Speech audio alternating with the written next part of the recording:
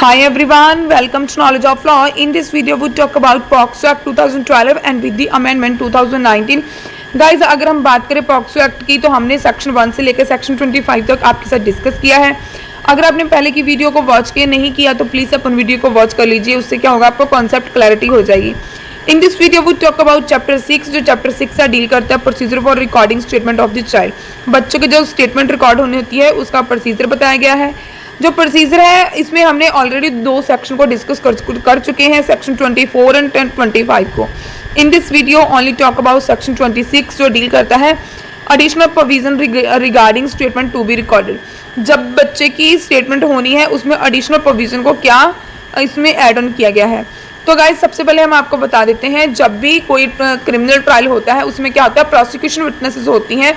Prosecution witnesses होती हैं जो विक्टिम की तरफ से होती है, कंप्लेनेंट की साइड से। उसके बाद होता है अक्यूज्ड की साइड से, मींस विटनेसेस गवाह होते हैं। प्रोसिक्यूशन विटनेस कंप्लेनेंट की तरफ से भी एंड अक्यूज्ड की तरफ से भी। कंप्लेनेंट मींस विक्टिम की तरफ से, ठीक है। तो गाइज इसमें क्या होता है, जो बच्चे की स्टेटमेंट रिकॉर्ड होनी है उसके बारे में बात की गई है। अब हम थोड़ा सा बेयर एक्ट की लैंग्वेज रीडिंग करते हैं। सब सेक्शन 1, द मैजिस्ट्रेट और the police officer as the case may be shall record the statement as spoken by the child in the presence of the parents of the child or any other person in whom the child has trust or confidence। Guys अगर आपने practical देखा होगा court में visit करके तो आपको पता होगा कि जब किसी भी पर्सन की स्टेटमेंट रिकॉर्ड होती है, ठीक है, तो उसमें क्या होता है कि जो पर्सन जो भी स्पीक करता है, वर्बली जो बोलता है, उस चीज़ को एज इट इज उसमें रिटर्न में लिखाया जाता है, ठीक है। इसमें भी यही है कि बच्चा जो बोलेगा उस चीज़ को वैसे ही प्रेजेंट किया जाएगा। बच्चा मीन्स जो जिनकी एज, चाइल्ड का मीन्स होता है जिनकी एज 18 ईयर्स बिलो है, जिनकी एज 18 ईयर्स से कम की है, यहाँ पर उनकी बात हो रही है।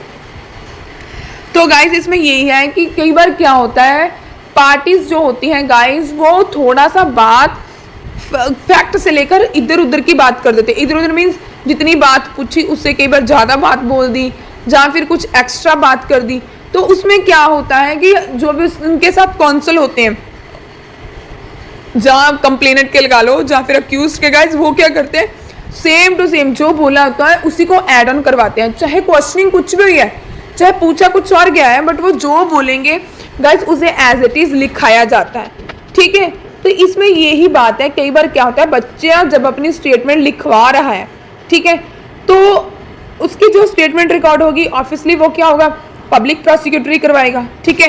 तो गाइज उससे जो जो पूछा जाएगा बच्चे से वो बच्चा बोलेगा। कई बार क्या होता है कि बच्चा कुछ अलग वे में बात कर देता है, तो वो क्या होता है, जो मान लो वो केस के फेवर में ना हो, ठीक, जो उसके पेरेंट्स को थोड़ी सी आउट ऑफ वे में लगे। क्यों लगेगी भाई, इसीलिए लगेगी कि अगर वो स्टेटमेंट जो होगी बच्चे की वो थोड़ा सा आउट ऑफ फैक्ट होगी, जहाँ बच्चा रियलिटी बोल रहा होगा, तो पेरेंट्स को क्या होता है कि अगर हमने केस फाइल किया है, पेरेंट्स को या किसी को भी अगर हमने केस फाइल किया है, एफआईआर करवाई है, जो हमने लिखा है वही हमारे फेवर में जाए। तो यहाँ पर उन्हीं चीज़ों की बात की गई है, ठीक है।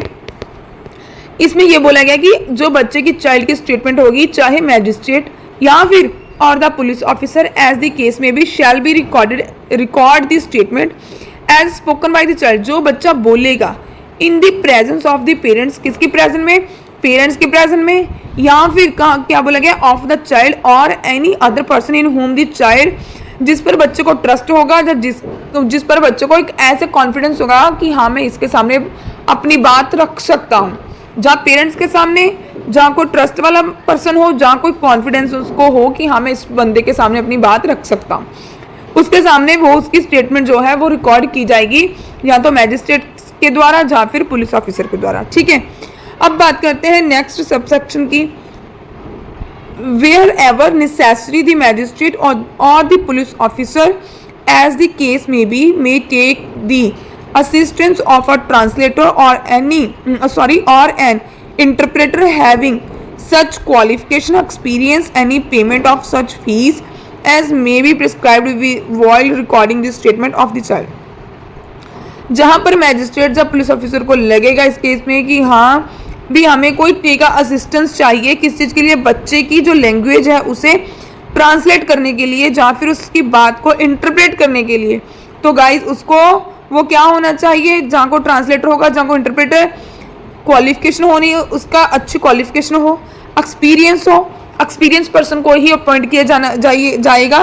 तो गाइज उसे उसकी जो भी फीस होगी वो उसे जो प्रिस्क्राइब्ड होगा, मेंशन किया होगा, वो उसे पेमेंट हो जाएगी। इसका मीनिंग यही है कि अगर मैजिस्ट्रेट को या पुलिस ऑफिसर को लगता है कि बच्चे की जो स्टेटमेंट होनी है उसके लिए रिक्वायरमेंट है एज ए टेक असिस्टेंस की, तो वो ट्रांसलेटर को या फिर इंटरप्रेटर को अपॉइंट कर सकते हैं।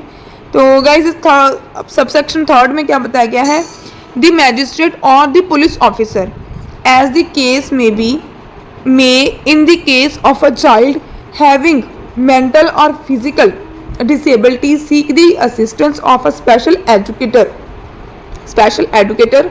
or any person familiar with the manner communication of the child or an expert in that field having such qualifications experience on such payment such fees may be prescribed to record the statement of the child। यहाँ पर यही बोला गया कि अगर बच्चा in case बच्चा क्या है गाइस, मेंटली फिट नहीं है, ठीक है, यहाँ पर एक वर्ड था चाइल्ड हैविंग ए मेंटली और फिजिकल डिसेबल, बच्चे के साथ ऐसी कोई मतलब मिसहैपनिंग होगी, बच्चा क्या है गाइस, मेंटली अपसेट है, जब फिजिकली डिसेबल है वो अपनी बात को वहाँ पर नहीं रख सकता प्रॉपरली, तो उसके लिए क्या होगा, एक स्पेशल असिस्टेंस उसको अपॉइंट किया जाएगा।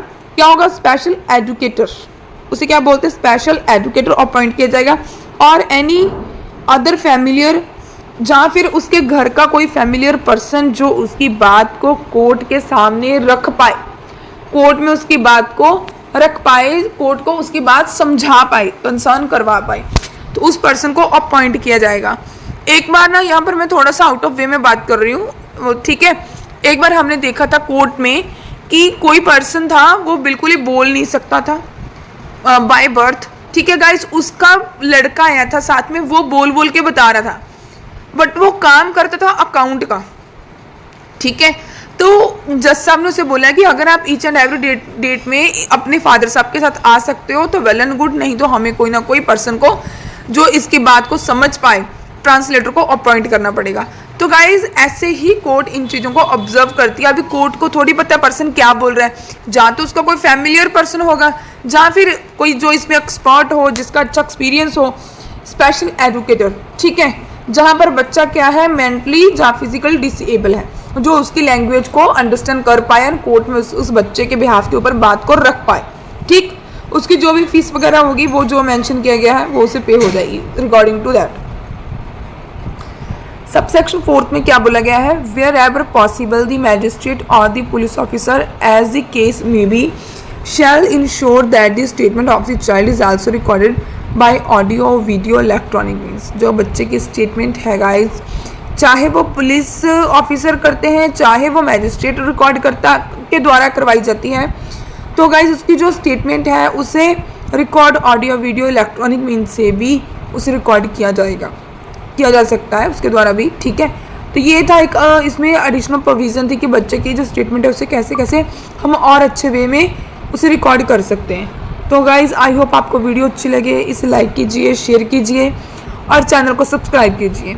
अगर आपको हमारी वीडियोज़ अच्छी लगती हैं गाइज़ तो हमारे चैनल को सब्सक्राइब भी कीजिए एंड इसके बेल आइकन को भी प्रेस कीजिए एंड अपने फ्रेंड सर्कल में भी इसे फॉरवर्ड कीजिए। उससे क्या होगा गाइज़, आपके साथ साथ किसी और की हेल्प भी हो जाएगी। Thanks for watching.